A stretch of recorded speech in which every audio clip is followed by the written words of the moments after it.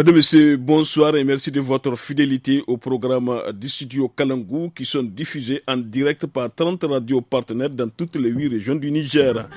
Des programmes aussi disponibles sur notre page Facebook Studio Kalangou, notre site internet www.studiokalangou.org et sur les réseaux sociaux. Aujourd'hui, le forum du studio Kalangou a pour thème quelle stratégie pour la valorisation de la production du fonio au Niger. Le fonio est une petite céréale herbacée annuelle pouvant mesurer de 30 à 80 cm de hauteur, appelée Intaya en Hausa, Gansi ou Fira en Zarma.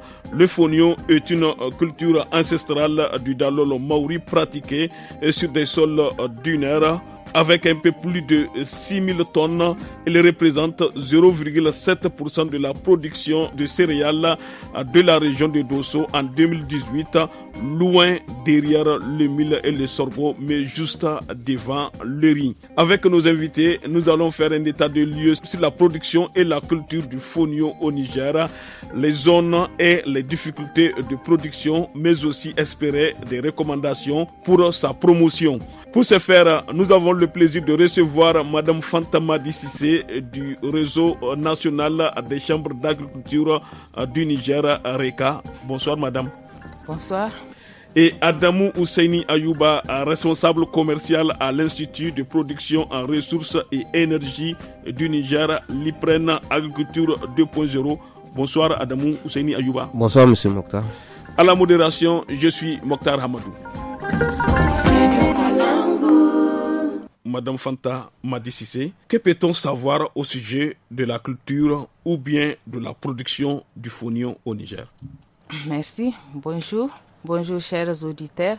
Merci de nous avoir donné l'opportunité pour cette thématique combien de fois importante pour le RECA. Parce que, comme vous l'avez dit, le fonio, vraiment, c'est une culture marginalisée. Par exemple, on peut dire sous-utilisée et négligée. Parce qu'on l'a considéré dans les produits NUS. Les produits NUS, ça veut dire les produits sous-utilisés ou bien négligés. Pourquoi cette négligence, madame? Bon, on a sous-utilisé et négligé. On l'a qualifié en ce sens parce qu'il y a moins de recherche par rapport à ça.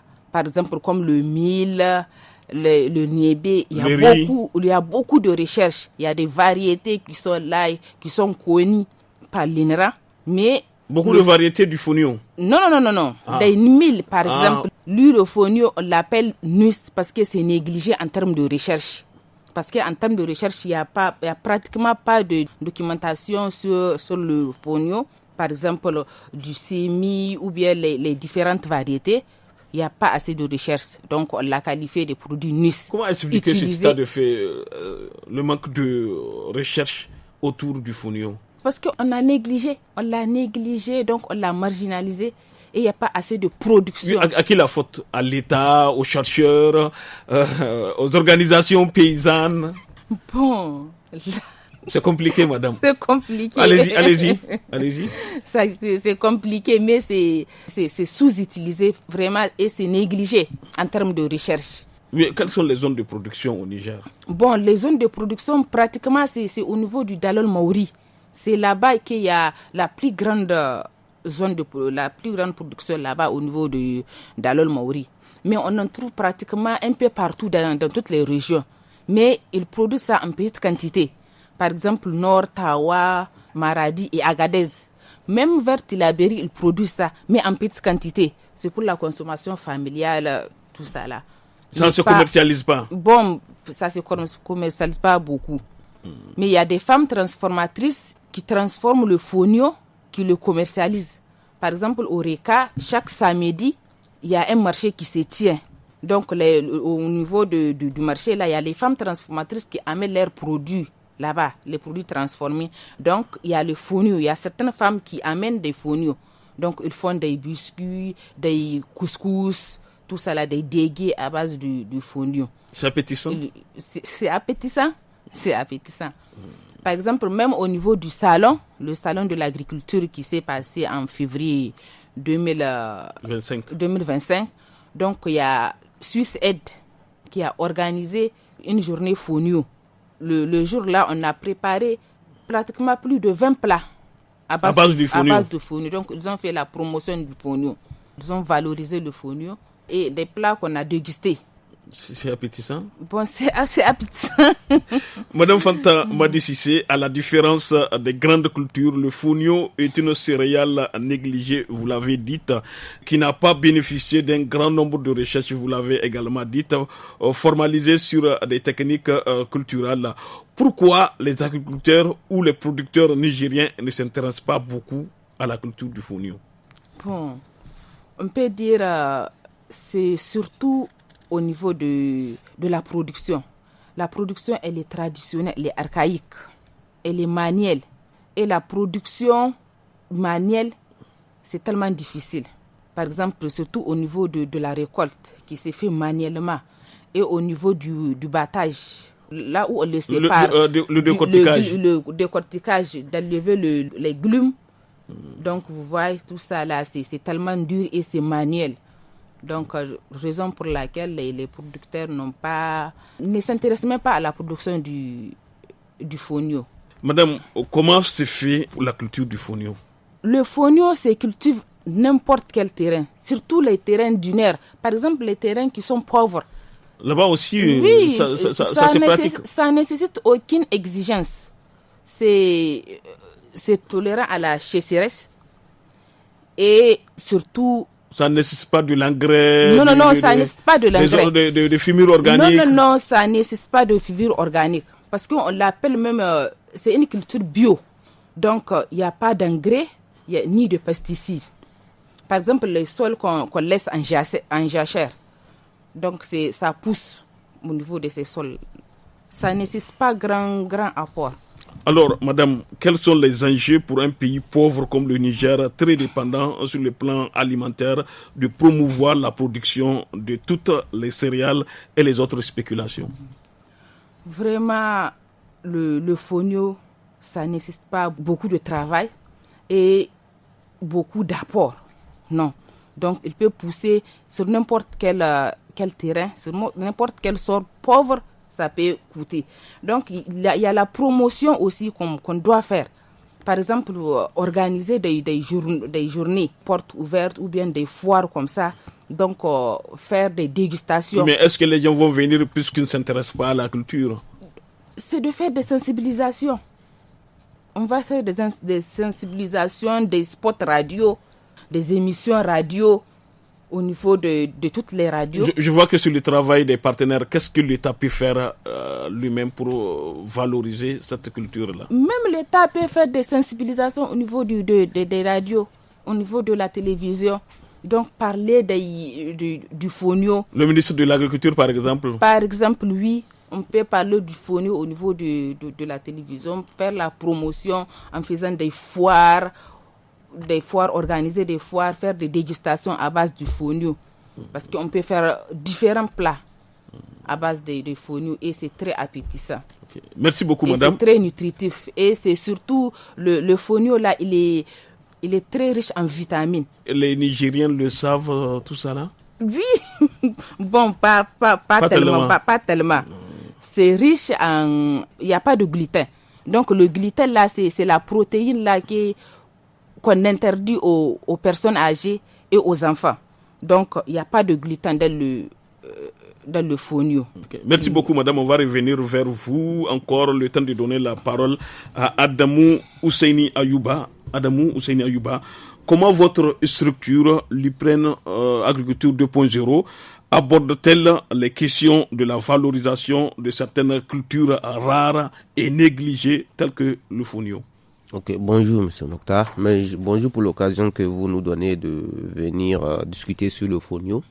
Nous, comme vous l'avez dit, nous on est plus dans les recherches et on travaille aussi sur les techniques agricoles, sur les changements de mentalité, sur la promotion des cultures négligées. Et quand on parle du fonio, c'est vraiment le dernier de la classe, si on peut le dire. Parce que vous vous intéressez au fonio? Oui, on a, par exemple, quand on discute, par exemple, quand tu veux faire le comparatif d'une culture par rapport aux autres, il faut le voir, il faut prendre sur la durée. Par exemple, quand on vérifie avant, par exemple, le fonio, c'était quelque chose qui était beaucoup respecté dans les zones sahéliennes. Par exemple, quand tu prends par exemple un pays qui est la Guinée, qui est l'un des premiers producteurs dans le monde, si je peux dire, ils ont des plats spécialement à base de fonio qui sont connus même en Europe. C'est-à-dire quand tu pars en Europe, quand tu parles du fonio, on va te dire donc c'est la Guinée, ou bien on va te dire c'est le Mali. Ou le Bénin. Voilà, ou le Bénin. Le Bénin c'est récent, mais quand on parle de fonio, normalement c'est dans notre zone.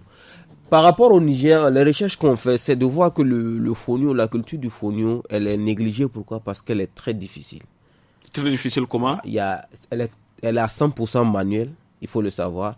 Aujourd'hui, par exemple, s'il faut mobiliser de la main d'œuvre pour faire des cultures, par exemple des cultures de contre-saison et des cultures de saison des pluies, et encore faire du fonio, c'est très difficile pour les paysans.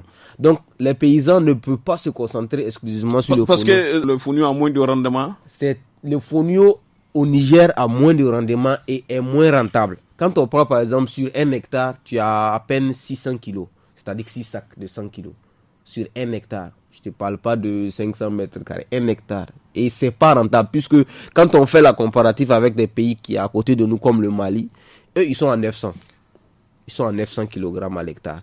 C'est quoi cette différence? La différence, c'est quoi? C'est les techniques qu'on utilise et c'est la vulgarisation. Par exemple, quand on parle d'un rendement sur l'hectare, c'est pas seulement le fait que non, les sols ne répondent pas. Non, puisque le fonio, elle peut être appliquée. Par exemple, quand moi je viens de la zone de Tillabéri et on a eu à discuter avec ça. Par exemple, nous, nos parents, quand tu parles de la zone de Tillabéri, par exemple, dans le département de Gauthier d'où je suis, les terres sont extrêmement pauvres. Les gens ont cultivé du mil. Moi, je connais des terres où, dans mon village où on a fait 30 ans, on cultive du mil dessus. Quand tu pars, rien de ça. Sans jachère. Ouais, sans jachère. Rien de ça. Jachère, on peut pas faire de la jachère quand tu dois nourrir une famille. Et quand tu n'as que ça à faire. Donc, quand on vérifie les sols, elles sont pauvres. Donc, les gens devaient, en fait, avoir l'idée de se mettre dans le fonio, puisque le fonio peut marcher sur ce type de sol-là. Mais pourquoi les gens ne le font pas? Parce que les gens, d'abord, ils ne sont pas informés. Ils ne savent pas que ça marche. De deux, le travail qu'il va falloir fournir, c'est très difficile. Et de trois, le fonio n'est pas rentable. Parce que le fonio basmati, c'est-à-dire comme on dit paddy, le fonio paddy est plus rentable que même le fonio décortiqué, souvent. Par exemple, le fonio décortiqué, pour le rendre rentable, il faut attendre la période de soudure. Et la rentabilité du fonio paddy sur 1 hectare, c'est à peu près 55 000. D'après les données qu'on a vues, même que le RECA même a publié, puisque le RECA a travaillé beaucoup sur ça. Et c'est pourquoi nous, on veut, en fait, c'est vrai que c'est des cultures sur lesquelles les gens n'ont pas beaucoup travaillé, les chercheurs n'ont pas travaillé, mais il y a des données qui sont là. Il y a des données qui permettent de savoir que ces trucs-là sont en train de disparaître. Adamou Ousseini Ayouba, contrairement aux autres céréales, le fonio se cultive assez souvent sans fumure minérale ni pesticides chimiques. Madame Fanta l'a rappelé tout de suite, et qui apparaît comme une culture biologique favorable en agroécologie selon les experts. Comment expliquer ce manque d'intérêt autour du fonio au Niger? Comme on a eu à discuter, puisqu'on a fait aussi des campagnes, on a fait des vérifications. Il y a le RECA aussi qui a travaillé là-dessus. Pourquoi le fonio n'est pas par rapport à la valeur qu'elle apporte et par rapport au fait qu'elle peut marcher sur des sols, pourquoi elle est négligée? C'est parce qu'il n'y a pas de promotion du fonio. Si aujourd'hui, moi je prends un exemple simple. Si aujourd'hui on a fait accepter aux Nigériens que le haricot n'est pas la nourriture du pauvre, c'est qu'on peut aussi faire accepter aux gens que le fonio c'est plus important que certains céréales que nous derrière lesquels on court aujourd'hui, qui nous amènent des problèmes de santé publique. Le mil par exemple. Même le mil. Par exemple aujourd'hui, s'il y a des problèmes de santé publique aujourd'hui, c'est lié presque à 80% à l'alimentation. C'est pas seulement la pollution et autres. Et si l'alimentation aujourd'hui, grâce au fonio, on peut régler beaucoup de problèmes. Le riz qu'on mange aujourd'hui, elle vient d'où? Personne ne peut vous dire de façon claire. Maïs. Oui, de façon claire comment ces riz sont produits. Quels sont les produits qu'on met pour conserver ce riz-là. Donc le fonio, c'est pas... Si par exemple on avait un problème du fait, par exemple le problème qui est la disparition d'une culture, elle est souvent liée en fait au fait que est-ce que la production, est-ce qu'elle peut être produite sur le terrain. Par exemple, est-ce qu'on a des sols capables de produire. Mais le fonio n'a pas ce problème-là. Le fonio n'a pas un problème de production. Ou bien n'a pas un problème de terre capable de produire le fonio. Le fonio a un problème de vulgarisation. C'est l'État Vulgarisation et promotion. Promotion et les experts. Par exemple, aujourd'hui, quand on prend par exemple les foires que les gens organisent de dégustation du fonio, c'est des choses qui permettent aux gens de prendre conscience. Mais là où on doit travailler, c'est ceux qui produisent le fonio. Parce que le fonio n'a pas un problème de connaissance. Par exemple, nous qui sommes en ville, on sait ce que le fonio apporte. Mais il y a beaucoup de Nigériens qui ne savent pas. Oui, beaucoup de Nigériens qui n'ont jamais vu le fonio. Oui, par exemple. Le problème c'est quoi? C'est que nous qui sommes ici, nous connaissons le fonio. Mais souvent quand tu pars même dans les zones reculées, ou là où on doit produire, où c'est possible de produire le fonio, eux-mêmes ils connaissent pas le fonio.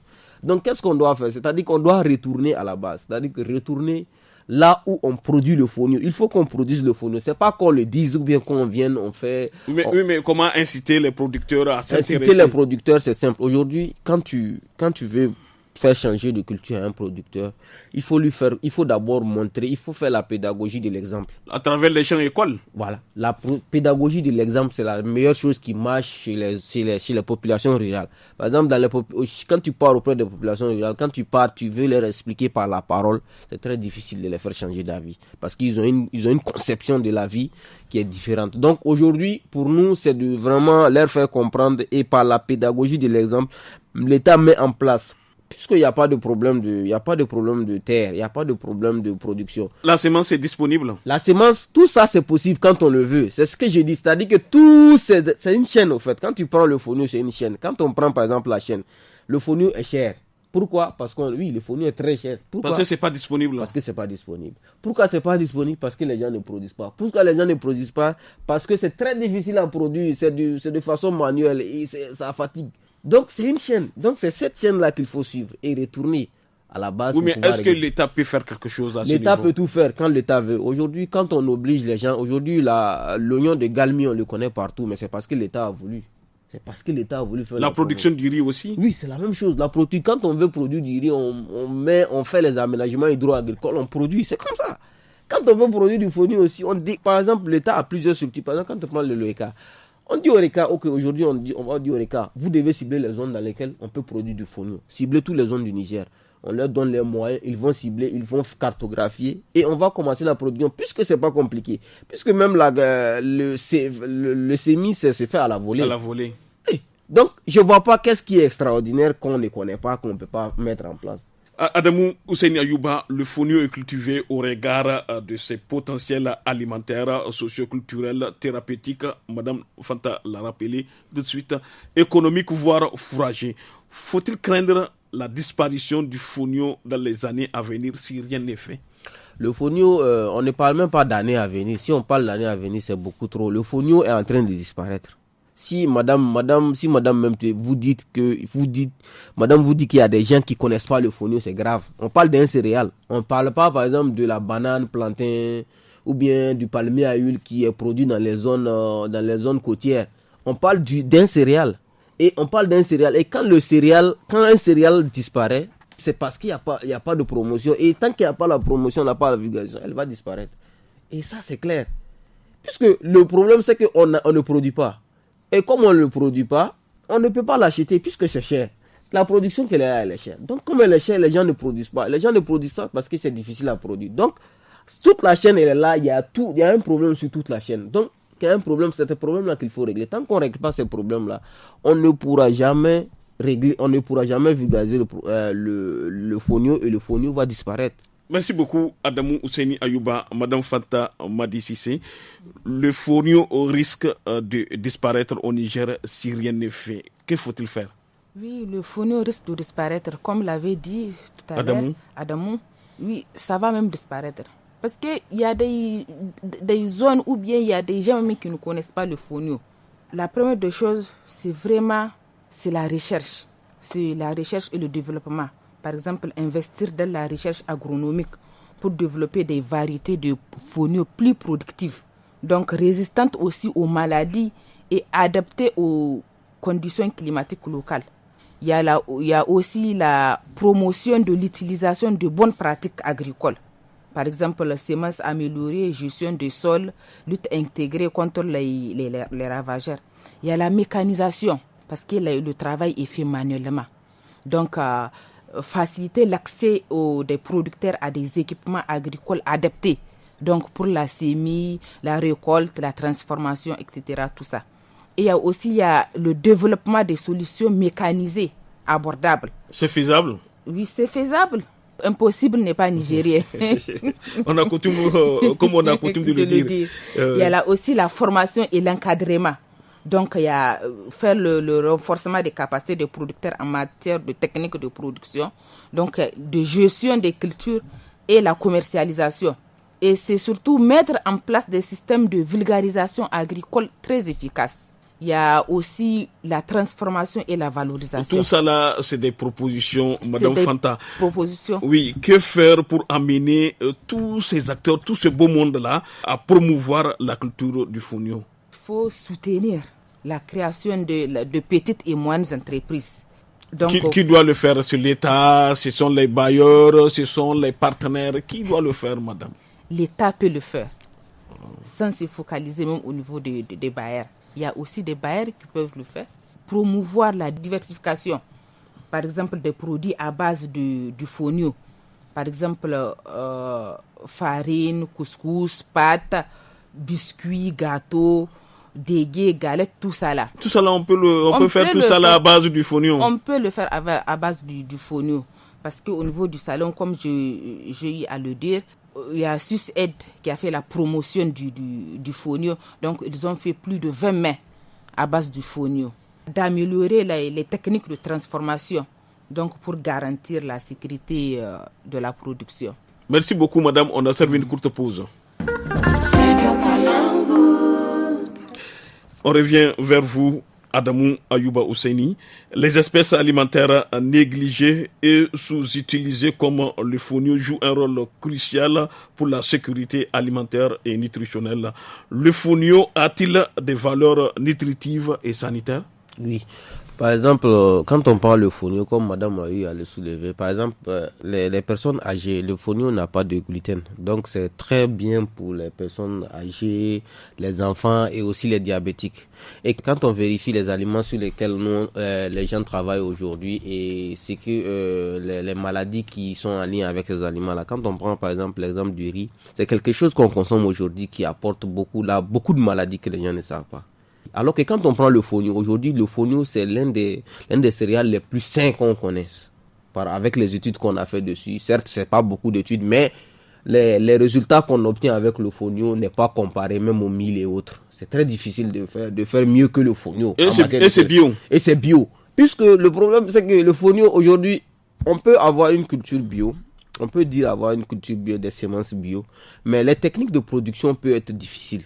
Par exemple, pour produire, il faut mettre de l'engrais chimique. Et quand on met de l'engrais chimique, ce n'est plus bio. Alors que le fonio n'a pas ce problème-là. Comme je l'ai dit tout de suite, le fonio n'a pas de problème de production. Le fonio n'a pas. On a des terres qui sont adaptées, qui sont pauvres, oui, mais c'est pour ça que le fonio veut.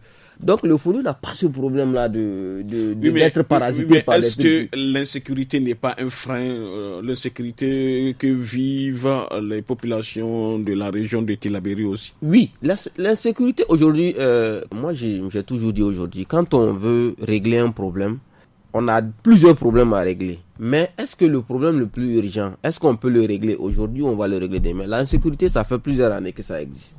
Est-ce qu'aujourd'hui, on peut dire que, par exemple, sur la base de l'insécurité, les gens vont se transformer en, comment on appelle, à des assistés tout le temps? C'est pas possible.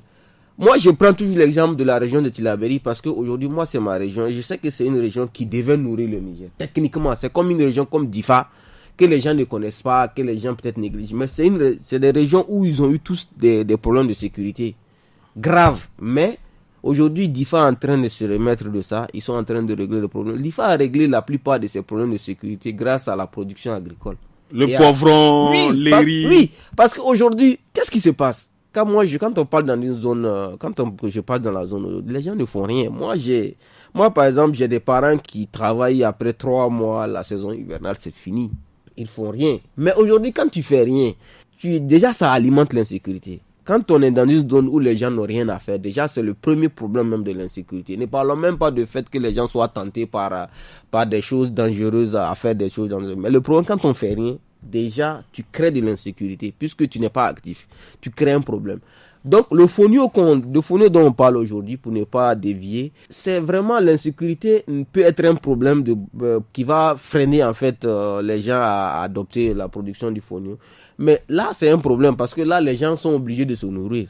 On ne peut pas se dire que non parce qu'il y a de l'insécurité. La région de Tillabéri, elle est en insécurité, mais c'est pas tous les départements. Oui, mais est-ce que le fonio peut être une réponse au défi de l'insécurité alimentaire et nutritionnelle? Oui, parce qu'aujourd'hui, on a un cas. Le fonio, c'est un cas pratique. C'est-à-dire que le fonio, c'est un cas pratique. C'est une culture qui n'a pas besoin de beaucoup de moyens pour être produite, qui est en matière d'apport nutritif, qui est très intéressant, qui n'apporte pas de maladies, et qui est très facile à mettre en place. C'est-à-dire que ce n'est pas aujourd'hui, quand on te montre en fait les techniques, comment le fonio est produit, toi tu te dis mais pourquoi les gens ne le font pas? Mais puisque les gens le font les gens font le semis à la volée. Tu te dis qu'on mélange du semence avec du sable et puis on fait le truc à la volée. Mais tu te dis pourquoi les gens n'embrassent pas une culture comme le fonio, alors que quand on vérifie l'apport qu'elle doit apporter, c'est plus intéressant souvent que le mil. Puisqu'aujourd'hui, on a des terres où les gens ont produit du mil plus de 50 ans. Moi, je connais des champs où on produit toujours du mil. Mais est-ce qu'au Niger, les gens n'ont pas ce problème de préparation du fonio, préparé pour manger? Non. Pourquoi? Parce que les gens savent préparer. Les gens aujourd'hui des bons mets, des bons plats. Aujourd'hui, en fait, c'est l'offre qui crée la demande. Quand on offre des choses aux gens, les gens vont créer quelque chose avec. Quand tu vois qu'on te dit que le fonio, les gens n'arrivent pas, même par rapport à la préparation, mais les gens ne préparent pas le fonio parce que le fonio n'est pas accessible. Le fonio est cher. Le fonio, c'est un céréale. Ce n'est pas comme si c'était quelque chose d'extraordinaire. C'est un céréale. Donc, toutes les céréales, on sait comment, à quoi ça sert un céréale. Qu'est-ce qu'il faut faire avec les céréales. Merci beaucoup, Adamou. Madame Fanta Madi Cissé, quels sont les obstacles ou encore les difficultés au sujet de la promotion de la production du fonio au Niger? Les obstacles, c'est surtout la sensibilisation et faire la promotion. C'est ça qui manque. La promotion du fonio et sensibiliser les gens, comme je allais dire, faire des spots publicitaires et des émissions radio de temps en temps.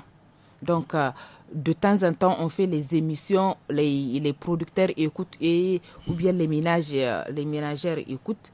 Donc, ils vont s'intéresser petit à petit. Madame Fanta Madi Cissé, quelles sont vos propositions, conseils ou recommandations pour la valorisation de la culture du fonio? À l'endroit de l'État, à l'endroit des producteurs, vos conseils? C'est investir. L'État peut investir dans la recherche, financer. La mise en place des semences. Oui, et aussi le financement des petits producteurs. Donc, leur apporter les matériels mécanisés. Merci beaucoup, Madame Fanta. Adamou Ayouba Ousseini, quels sont vos conseils, recommandations pour amener les producteurs nigériens à s'intéresser ou à valoriser la culture du fonio? Ok, moi mes conseils que je peux donner aux producteurs, même si on ne donne pas des conseils à des producteurs qui font des années dans une culture, le conseil qu'on peut leur donner, si on dit conseil, c'est pas seulement aux producteurs, parce qu'aujourd'hui quand on veut mettre en place, vulgariser une culture qui est en train de disparaître, ce n'est pas le producteur. La plupart du temps, le producteur n'est pas le problème. Le problème c'est soit les techniques qu'on utilise de production, soit c'est les moyens qui sont mis pour la production, soit c'est les décisions, c'est-à-dire que la politique agricole qui est mise en place. Donc, les conseils qu'on peut donner, on ne peut pas l'orienter vers les producteurs. Parce qu'aujourd'hui, si les producteurs, on sait la place que devait occuper le fonio. Le conseil est orienté vers qui? Le conseil est orienté vers les décideurs. Les décideurs, c'est l'État, le ministère de l'Agriculture. Et ceux qui font la recherche sur le fonio. L'INRAN, par exemple, de mettre, s'ils ont les moyens, parce qu'on ne connaît pas les moyens qu'ils ont. Parce que tout est une question d'argent. Quand on veut faire la promotion d'une culture, ou bien quand on veut éviter la disparition d'une culture, c'est les moyens qu'on met. Donc, je ne sais pas les moyens qu'ils ont, mais pour moi, c'est vraiment de travailler sur des techniques de production, sur des semences, sur la vulgarisation auprès des producteurs. S'il faut cartographier des zones, il faut choisir des zones, faire de la production. Selon vos explications, toutes les régions au Niger sont propices la culture du fonio. Oui, du fonio, puisque le fonio n'a pas un problème de pauvreté du sol, non. Le fonio a un problème de vulgarisation et de moyens. C'est ça qui est en train de fatiguer. Parce que quand on vous dit... Oui, mais est-ce que les organisations paysannes font assez pour promouvoir ici la production du fonio? Est-ce que ce ne sont pas les producteurs qui ont négligé, les associations paysannes qui ont négligé? Je vais vous prendre un exemple simple. Quand tu produis, par exemple, comme je l'ai dit, 600 kilos sur un hectare, et que ces 600 kilos-là, le maximum, comme on dit, ça c'est le maximum qu'on prend. Maintenant, si, par exemple, les producteurs, la plupart, quand ils produisent, quand ils ont cette production-là, ils font le calcul, ils savent qu'ils peuvent consommer ça sur 7 mois. Ok. Maintenant, s'il y a un problème, il y a un choc climatique qui arrive l'année prochaine, donc la production, elle a baissé. Maintenant, ils continuent de consommer, faire la même consommation. Donc, ils vont se retrouver un jour sans semences. Il n'y a pas de semences. Oui, est-ce que l'État peut intervenir à ce niveau? Donc l'État peut intervenir. De la même manière où l'État intervient dans la vulgarisation de cette culture, l'État peut intervenir. L'État peut intervenir parce que pourquoi? Si l'État décide d'investir sur une culture, elle va marcher. Aujourd'hui, on peut se décider, par exemple, l'État peut, par exemple, dégager une zone dans laquelle elle va produire pour que l'INRAM puisse travailler pour avoir des semences. C'est-à-dire que faire beaucoup de semences, avoir beaucoup de semences. Parce que le problème aussi... c'est faisable. Oui, c'est faisable. Parce qu'aujourd'hui, le problème aussi, ce n'est pas de vulgariser. Par exemple, on peut vulgariser, mais si les gens n'ont pas les semences ne sont pas là, ne sont pas disponibles, on ne peut pas produire. Puisqu'il faut de la semence pour produire. Donc, l'État peut dégager des espaces pour produire des semences sur 1 ou 2 ou 3 ans pour avoir le maximum de semences possibles et pouvoir faire la distribution. Est-ce que l'État peut aussi subventionner? Non, la subvention, moi, pourquoi j'aime pas la subvention? La subvention, le problème de la subvention, c'est que quand tu subventionnes quelque chose, tu n'as pas de résultat. Les résultats qu'on t'apporte, c'est ce que tu publies. Mais est-ce que c'est la vraie réponse? Aujourd'hui, quand l'État met les moyens dans la subvention, est-ce que ça arrive aux producteurs? Puisque le problème, c'est la production. Ce n'est pas le prix même du fonio qui est le problème. Le premier problème du fonio, ce n'est pas le prix, c'est la production qui n'est pas suffisante. Donc, c'est la production qu'il faut régler. Avant de parler de diminution de prix, subvention de certaines choses, non, il faut d'abord parler de production. Et on peut produire du fonio. Il n'y a pas un problème. Merci beaucoup, Adamou. Madame Fanta Madi Sissé, est-ce que le fonio est commercialisable ici au Niger? Oui, c'est commercialisable. Au marché, on peut en trouver Au marché, pas tellement. Mais comme j'ai eu à le dire au niveau du marché du Reka, comme chaque samedi, il y a un marché qui s'anime. Donc là-bas, il y a les femmes transformatrices qui amènent leurs produits. Parmi leurs produits, il y a le fonio. Mais est-ce que la semence est disponible? Non, c'est pour cela on a bien dit d'investir dans la recherche agronomique. Donc pour développer des variétés du fonio plus productives. Vous voyez, et surtout des variétés résistantes aux maladies. Mais madame, est-ce qu'on peut faire la promotion du fonio si les semences ne sont pas disponibles sur le marché? Bon, c'est difficile.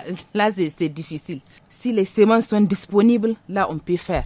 On peut faire la promotion. Est-ce qu'au Niger, les gens savent bien préparer le fonio? Ils savent bien préparer, comme c'est que Adam Aïe a le dire.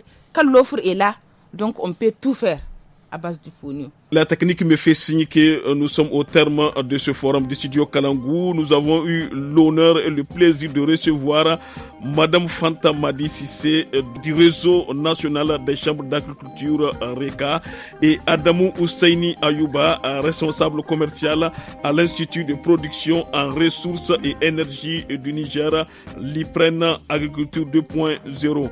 Merci à nos invités et à vous tous pour votre fidélité au programme du studio Kalangou qui vous parviennent grâce à nos 30 radios partenaires. Merci aussi à la technique assurée par Issa Lawali.